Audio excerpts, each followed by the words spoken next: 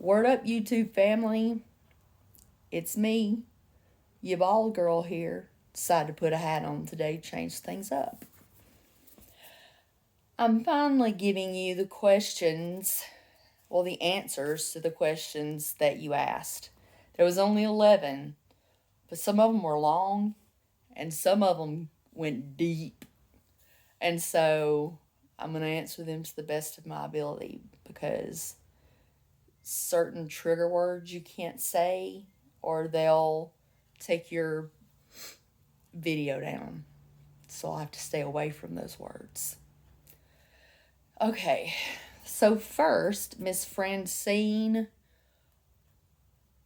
Pollock. I'm sorry if I butcher names. She says, when I was diagnosed with breast cancer in 2015 and went through treatment, some of my oldest friends weren't there for me. And some people who I hardly knew were amazing and very supportive.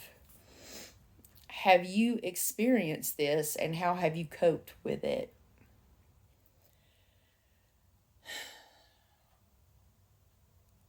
I didn't really have any friends to begin with.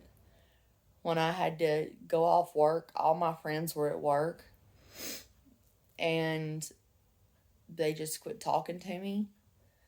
They were mad because I had to leave work and they had to take over my duties, which was way more than they thought I did.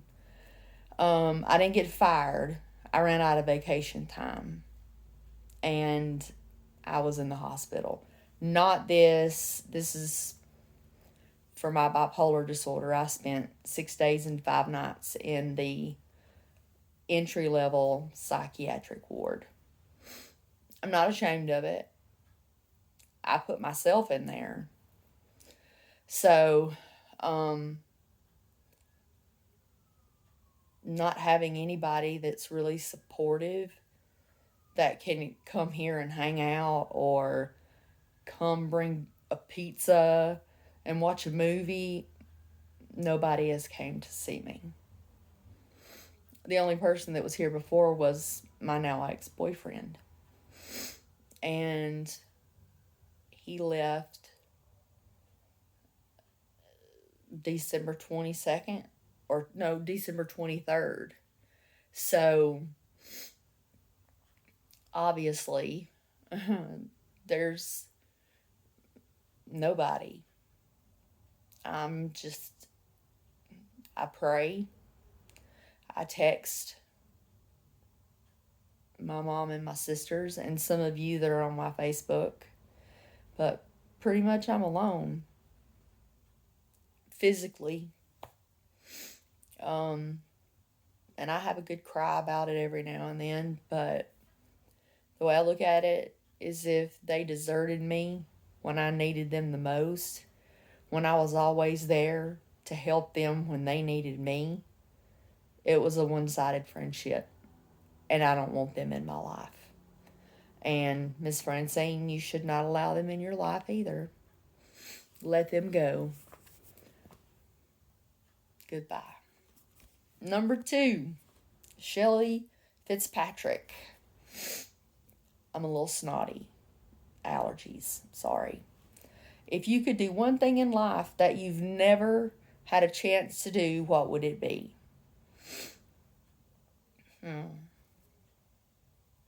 I want to visit all 50 states. Like me and I would say friends, maybe a boyfriend later on, buy a motorhome, nothing extravagant, and just go to every state and have that thing where you put the little pin where you've been. So I think that would be fun. All right, Sally Cuthbert. Are you financially okay? Are you able to pay rent, groceries, etc.? No, I am not financially okay. Today, I just spent $654 to buy tires and an oil change for my car.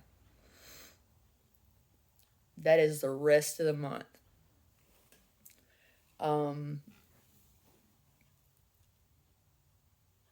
Without taking money out of the little tiny IRA that I have. So my rent's always on time. I pay my bills on time. But when it comes to things like, groceries, I can buy groceries. But it's like things for my apartment that I want or need, I'll be like, okay, next month. So that's pretty much that. Next, BH, like BEH. How many siblings do you have, and which ones are you the closest physically and or emotionally? I grew up with 2 sisters. My middle sister is 1 year younger than me. We have the same birthday, 1 year apart. Then my baby sister is 9 years younger than me. Me and her are thick as thieves. We're like that. We are best friends. And she checks on me, but they just moved an hour and a half away. So I don't know when the next time I'll get to see her is. It's been hard. They moved to a place called Ohatchee, Alabama. They bought a really good piece of land and a 4-bedroom trailer for $100,000. I wish I would have had that opportunity and I didn't have cancer, because I would definitely get that. But anyway, number 5, by Irish Shamrocks. I like that name. What do you see as the most important thing in your life that you couldn't see before your diagnosis?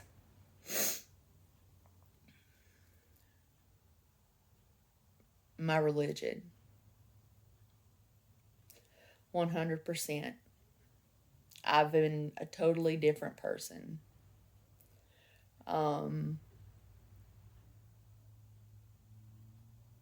There have been so many things that have happened that can't be explained that I know God had a hand in.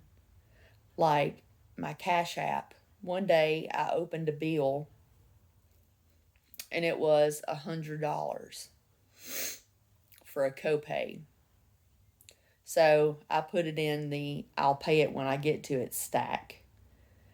And then not 2 minutes later, I got the cha-ching on my phone and somebody had sent me $100. Explain that one. Yeah. And then secondly would be begging to spend more time with my son. But I don't see that happening. Hadn't so far. But he's 14. He's got better things to do. But that's pretty much that. Sue Ann Bashore. Number 6. What is the most important thing to you right now? Staying healthy. In between my infusions or chemo sessions, and forcing myself to eat even when I'm sick. Now, 3 weeks are in between each chemo. The day of chemo, they pump you full of steroids. You won't sleep that night. The next day, you'll be like the Energizer Bunny. But that next day hits, day 2 after infusion, and there have been times where I thought I was going to have to crawl to the bedroom because I couldn't physically stand up. And my friend told me to get one of those little push cart thingies. It's like a walker, but it's got a seat and you can put stuff on it. And I'm like, I'm not willing to do that just yet. I'll hug the wall. But yeah, so I get, out of the 3 weeks, I get 2 weeks of feeling horrible. And then that last week, which is what I'm in now, and I still don't feel good, but I'm hungry. So I eat. Because I've lost 48 pounds since Thanksgiving. That's a lot that fast. My doctor's not worried because I got plenty to lose. Probably another 50 or 60 pounds, but it's not the right way to lose it. Okay, next. Number 7, Miss Marie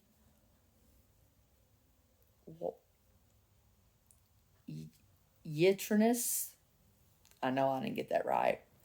Anyway, she says, you seem to not trust easily. You are a warm person and you talk easy. Where are your friends? Wondering if you don't trust people watching you talk. Warmly, very funny, upbeat personality. Why are people not drawn to you? I don't know, you tell me.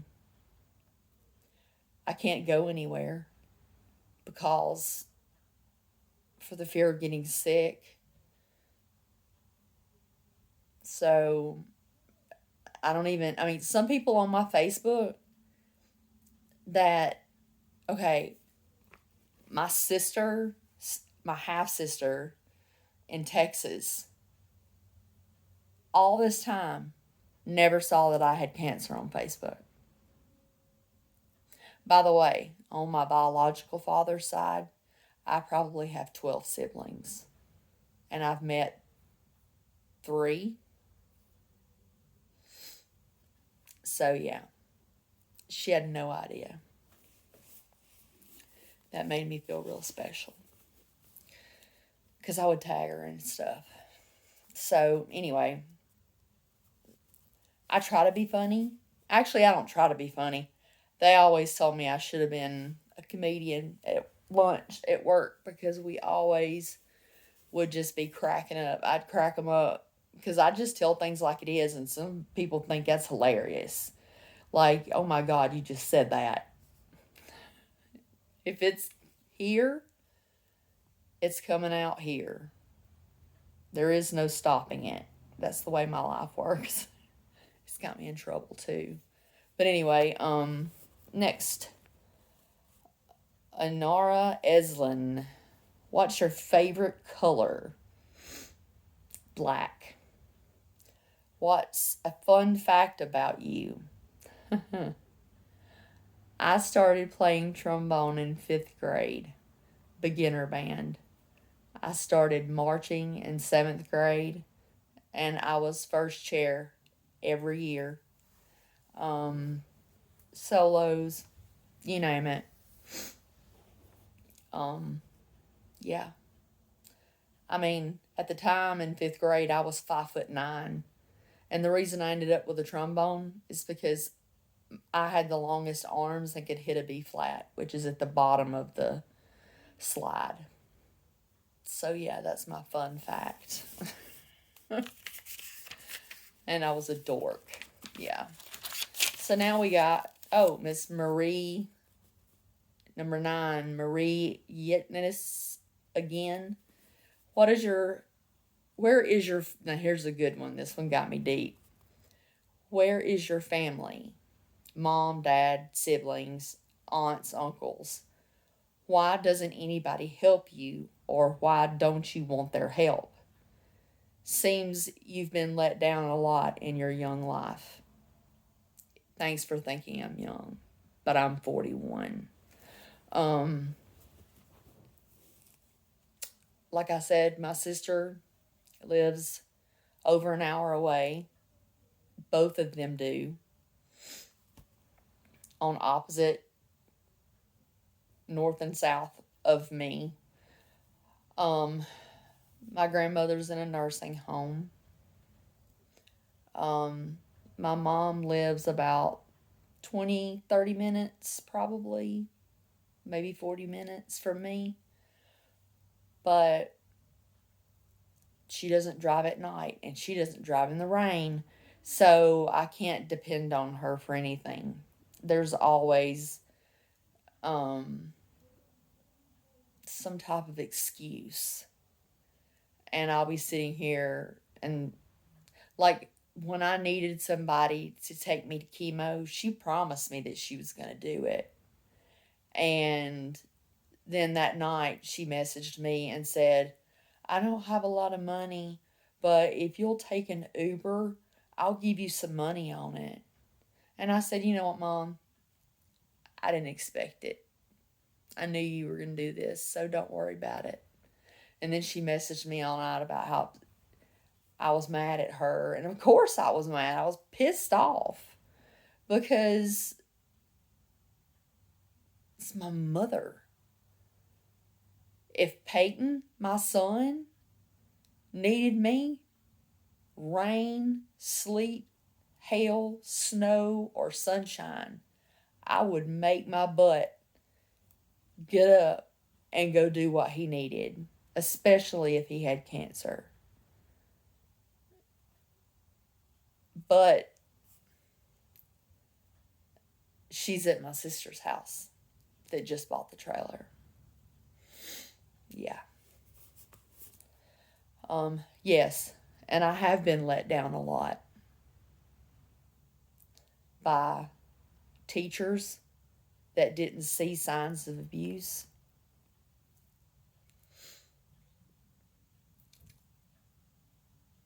It's not like it was now. Anyway, that's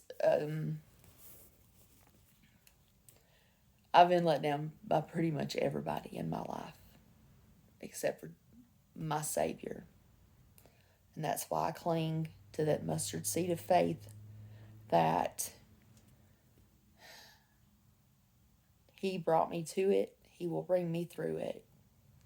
And I've got all these mental illnesses due to it. And I take pills for all of that. But anyway, before I cry, I'm going to get off that one. Number 10, Jenny Willis. I know you rededicated your life to Christ, but are you scared to die? I don't think anybody is not scared of dying. Like, maybe if I was really just that sick and I knew I was going to die, I would just pray for death. But right now, no. I don't want to die. I don't want to die. And she says, are you afraid that you'll die? Like from my cancer? Yes, I am. But I'm fighting. And you have to just put one foot in front of the other, take it one day at a time, and then pray and pray again and pray again. And it works. It works. Prayer is 100% real. Miracles are real. And I'm afraid of the process of dying, but I know that I've got a mansion waiting on me one day. But I want to hold my grandbaby first, my great grandbaby. I want to be with my son as long as I can because of how it might affect him at 14 years old. Well, 15 years old, pretty much, if something were to happen to me. He asks his daddy about cancer all the time, which is really sweet. But just like I said, I don't think anybody is like, yes, let's die. I'm ready. You know, no, nobody's ever ready. I'm afraid of what would, how I would feel, how, yeah, I have a DNR. So I've got that advance directive because I don't want anybody trying to keep me alive if I'm a vegetable or if I don't have a quality of life. And so, number 11, last question. Marie Yetness again. Boy, she was wanting some questions tonight. Okay, sorry if this is too personal. What happened to your marriage? No judgment. We clashed. We clashed to everything was a fight. He got a DUI. He was smoking weed while my son was asleep. And we started to hate each other. And he started taking our son to his parents' house for the weekend, and then he just quit coming home on the weekend.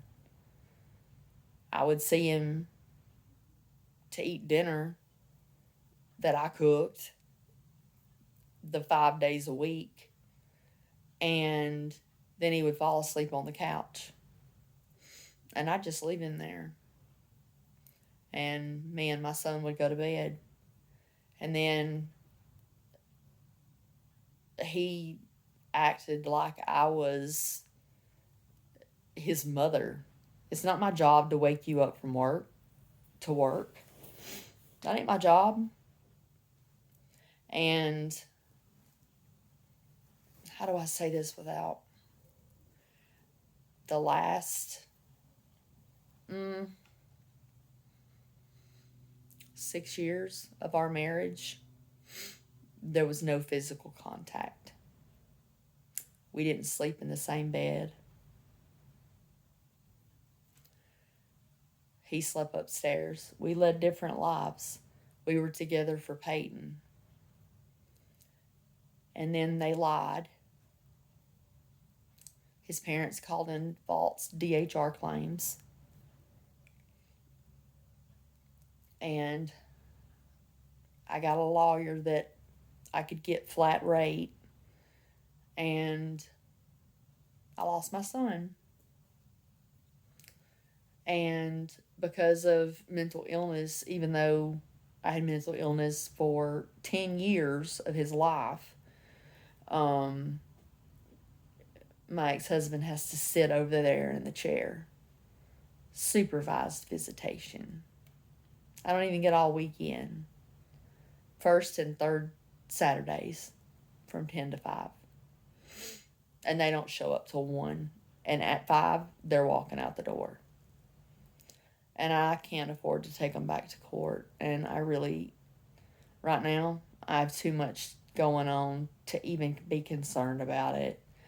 My son is happy. He's healthy. He's got everything he wants. And then some, because they want him to stay there. So, yeah.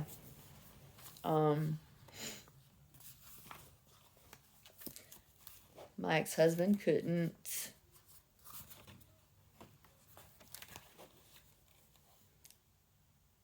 keep it in his pants.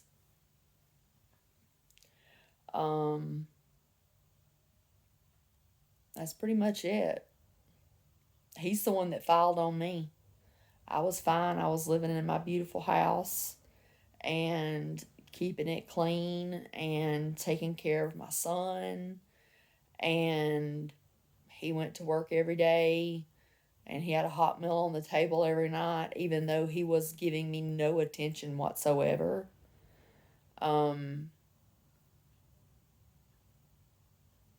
He filed against me. But they had been planning it for a long time. And they had been brainwashing my son, training him, making him believe things that weren't true. Like that I was just this monster. But I have mellowed out a lot. And I wasn't always the best mother, but who is? You know? What was his excuse? He didn't have a mental illness. Anyway, enough of that emotional stuff. Yeah. So if you ever want me to do another one of these, like it and leave a comment for a butterfly, my favorite. And I'll get to it. All right. Thank you for watching. My next infusion is Tuesday. I'll hopefully have another video that day. I'm trying to sneak my camera to where I can record the process a little bit and them not notice it. That'll be a fun video. Get to see what I live through every day. Every 3 weeks. But anyway, God bless you all. Love you all. Goodbye.